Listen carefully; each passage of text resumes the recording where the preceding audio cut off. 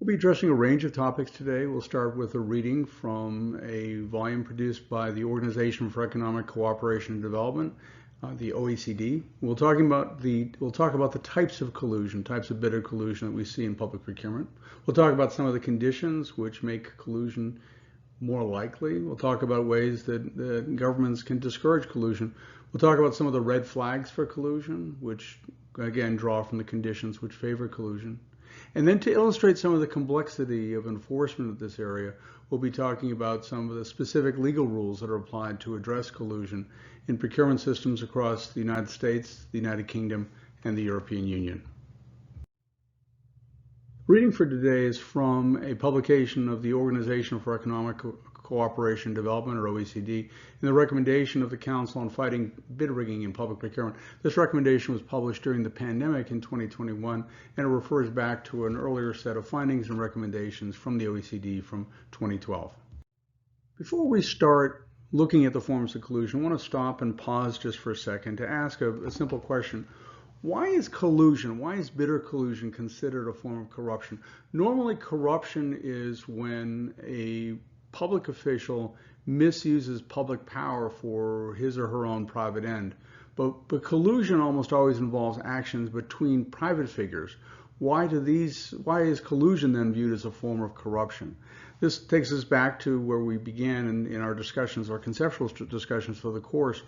The purpose, the point of addressing corruption in procurement is to ensure best value in procurement, that the procuring entities, that the procuring officials gain the best possible value for the men, women, and children in the countries in which they work when they're buying goods through public procurement for public purposes.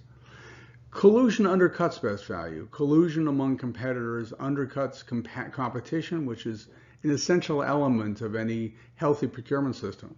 And that's why collusion is considered a form of corruption, because again, it undercuts best value. We're looking more broadly at questions for corruption. We ask, what is it that undoes, or undercuts best value? Collusion is another of those, and again, that's why we deal with it as a form of corruption. So let's start with a review of the types of bidder collusion that we might see. And again, these categories come right out of the OECD guide, and I'd refer you back to the reading for this session. So the first type is referred. Bid suppression is a related form of collusion. It's when the bidders agree that the other bidders won't bid at all, and only one bidder will bid, and that bidder will then be able to, logically, because he's the last remaining bidder, that bidder will be able to win. Another form of collusion in procurement is bid rotation. It's when the bidders agree that they'll rotate the win among themselves. Here in this example, for example, Monday, Tuesday, Wednesday, different bidders get to win. A different bidder gets to win on Monday, different bidder on Tuesday, different bidder on Wednesday. They're rotating the awards among themselves in bid rotation. A related form of rotation may be market allocation, that the bidders may agree that one bidder, for example, would take the North American market, will always be able to win in the North American market, or another will always win in Africa, or another in Europe. This market allocation, again, is a way for bidders to collude and ensure that they can charge super competitive prices.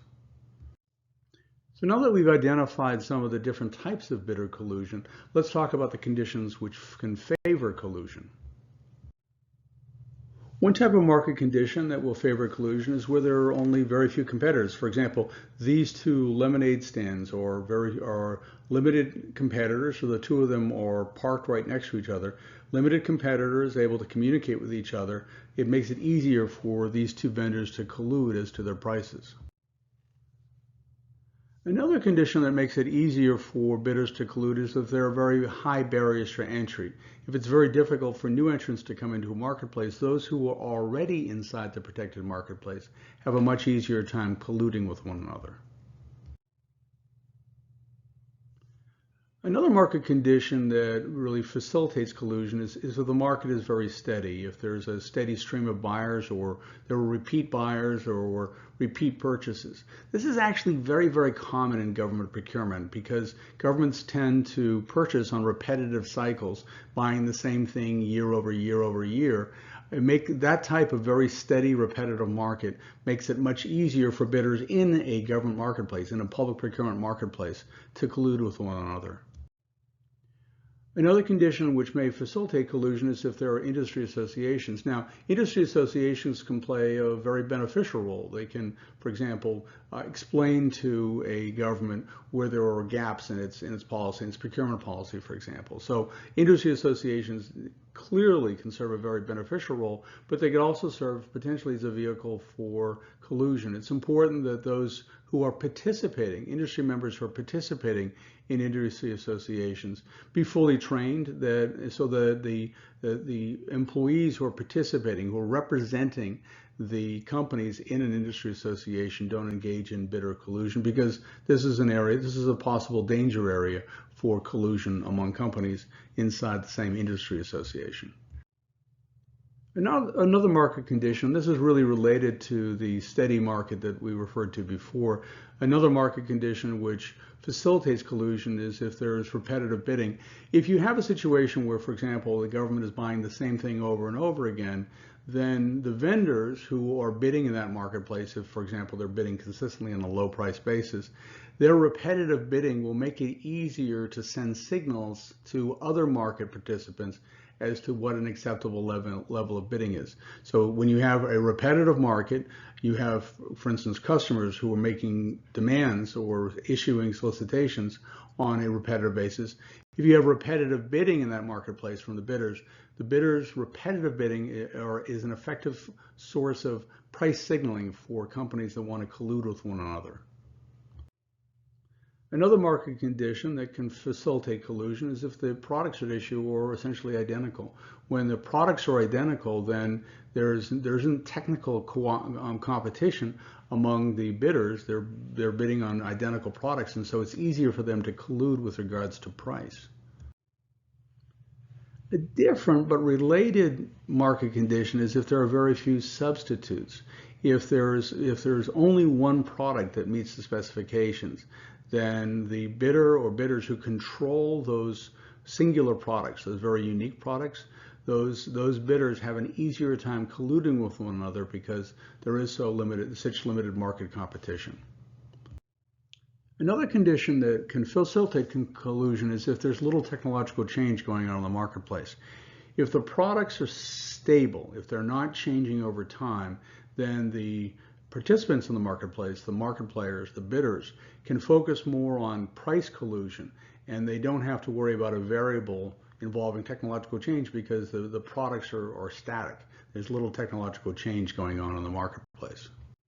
Now the flip side of this, and this is an important point, is it's more difficult for bidders to collude if both price and quality are being assessed in the marketplace. So for example, in a high technology procurement where there are, for instance, for an information technology system, where there are a number of different offerors competing against each other, they're competing both on quality or technological advantage and on price.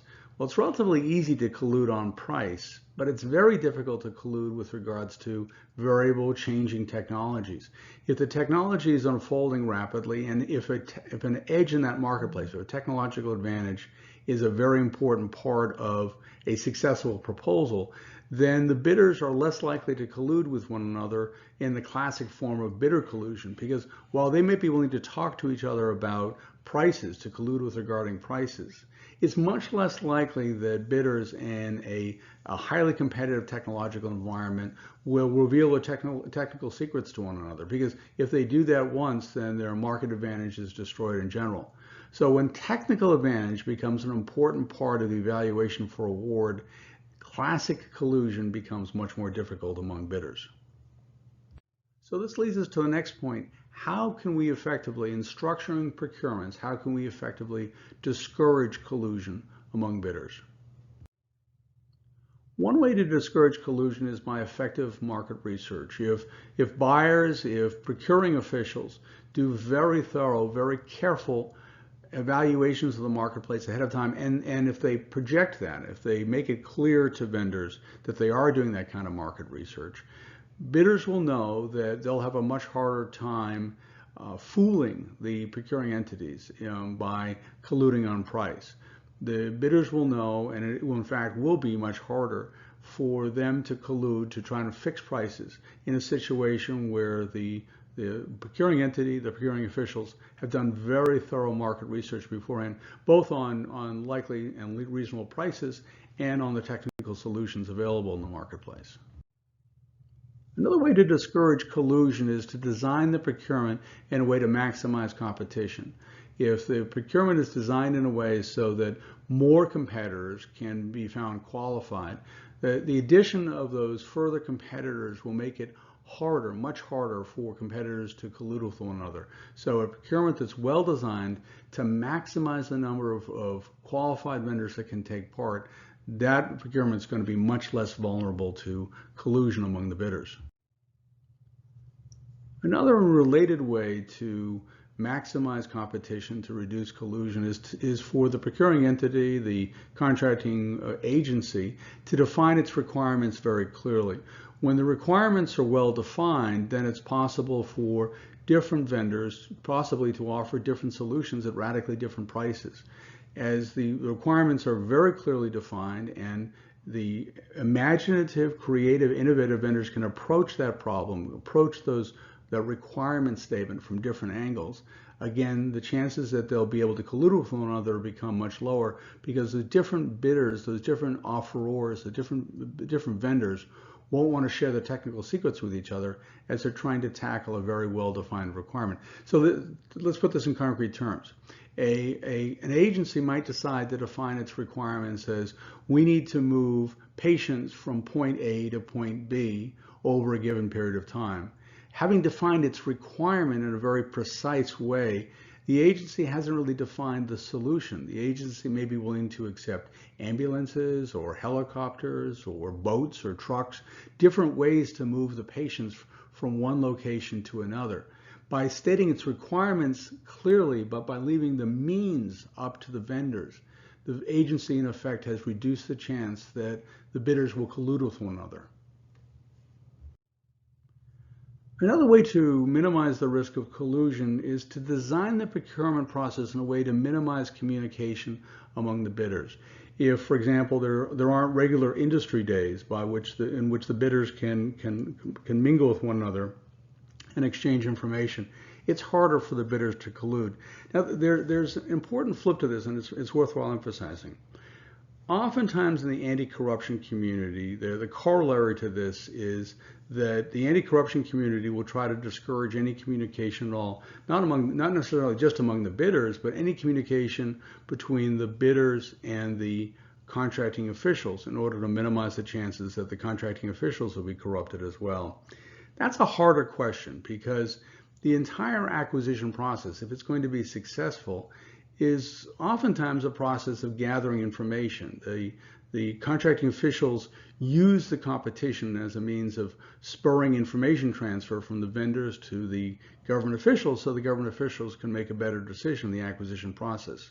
So while we want to discourage communication among vendors that might lead to collusion, we don't necessarily always want to discourage communication between the vendors and government officials. It has to be controlled. It has to be dealt with very carefully. But that communication between vendors and government officials, between the vendors and the government customer, that communication can be very precious, because it increases the information flow to the buyers, and that information flow helps lead to best value procurement.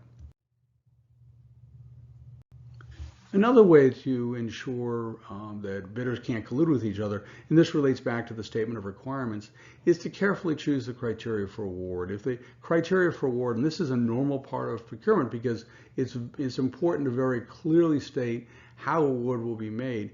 If the criteria for award are carefully stated, very clearly stated, and really match up to what the agency's requirements are, it's much less likely that bidders will be able to exploit uncertainties in the criteria for award in affecting some sort of bidder collusion. So let's talk for a few minutes about the warning signs of collusion. What are recognized as some red flags of collusion across the anti-corruption community? These red flags of collusion that are broadly recognized, these come right out of the OECD guide. the OECD recommendation that we referred to before. These red flags for collusion are really just the flip of the types of collusion we discussed and the means of collusion we've been discussing so far. So for example, if the same supplier again and again is the lowest bidder, that might indicate that there's some sort of cover collusion going on, some sort of cover bidding going on, or there's geographic allocation of winners of the same vendor always wins in the same geographic location and loses in the other. That might suggest that there's some sort of bidder collusion going on. If regular suppliers who really should be expected to participate in a procurement fail to bid, again, that could indicate that there's some sort of cover. Or if some bidders conversely never win, perhaps they're just participating to create sort of a Potemkin village of competition. That might indicate there's some sort of collusion. Companies might take turns winning if it looks like one bidder always wins and one bidder always loses on a certain cycle. That suggests that there might be collusion. And finally, if the competitors are regularly socializing with one another, that might suggest that it's making it's easier for them to collude. So these are some of the red flags that derive from our earlier discussion of conditions that facilitate collusion. So we've been discussing broadly the types of collusion that we might see, some of the red flags for collusion. Those are things that are useful tools that are used by line personnel as they try to assess potential bidder collusion in a marketplace. It's worthwhile emphasizing, though, that the actual enforcement, the actual civil or criminal action that might be brought to challenge a collusive action in the marketplace, that can be very complex.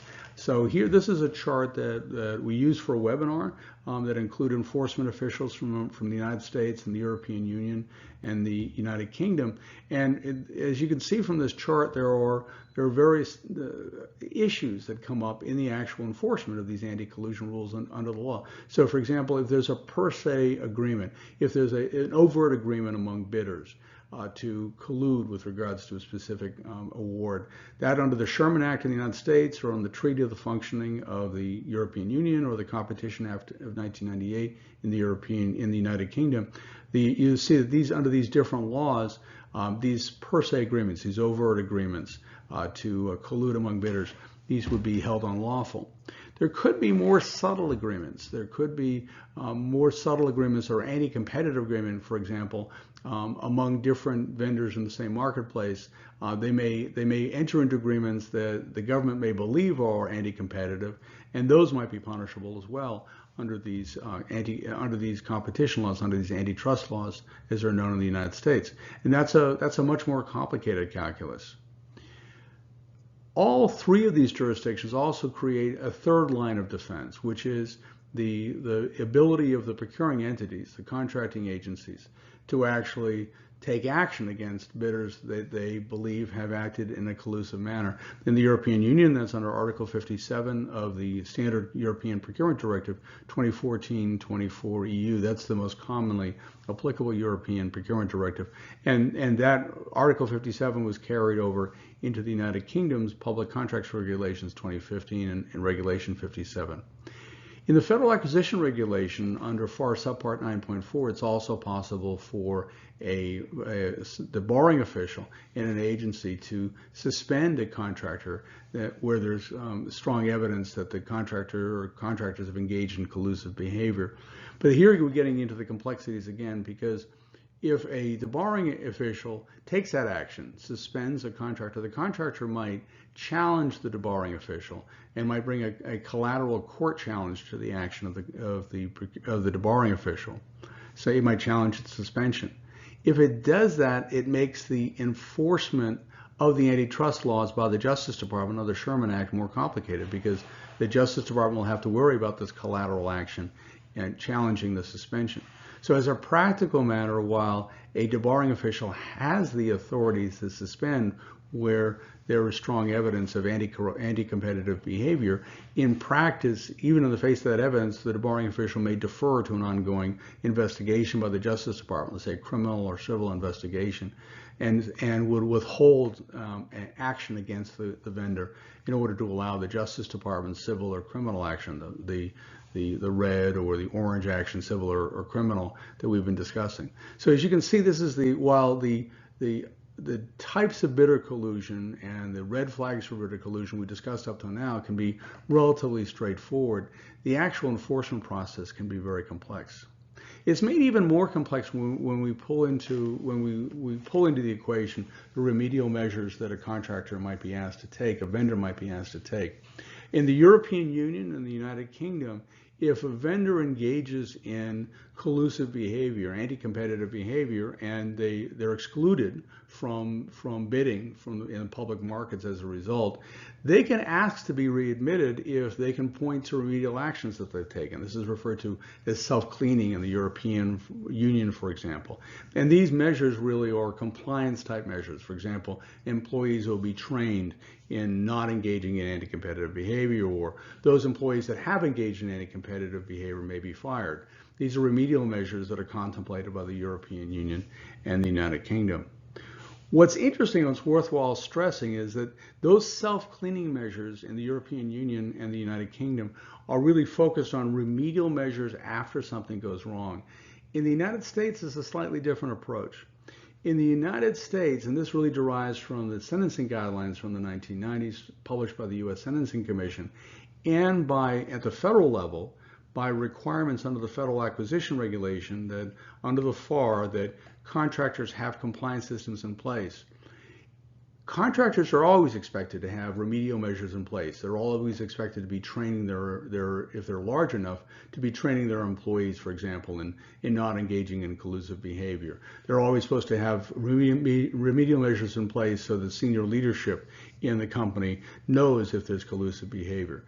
So the remedial measures that a contractor undertakes as a matter of course, and then the remedial measures that contractors and vendors are expected to undertake in the U.S. system after something bad happens, those are one and the same. So what happens in practice is that a contractor will have a compliance system in place, for example, regular training on not engaging in collusion. And then if the contractor is found to engage in collusion, if something goes wrong, if the compliance system breaks down, then those efforts will be increased, will be redoubled. So it's the same compliance system from the U.S. approach. It's the same corporate compliance system, but it's accelerated, it's strengthened if there's a failure in the system and there is in fact a bad act. And this approach in the United States of combining a standing compliance system is, for example, the French would require under the Sapin II law, and then action after a bad act, combining them together in the same compliance system, really combining them conceptually, having a permanent compliance system, a corporate compliance system, and then once something bad happens, taking extra efforts, extra measures to try to make sure that it doesn't happen again. That holistic approach is much better established, generally speaking, in the United States than it is yet in the European Union or the United Kingdom. This wraps up our discussion of bidder collusion. Thank you very much for joining us for this unit.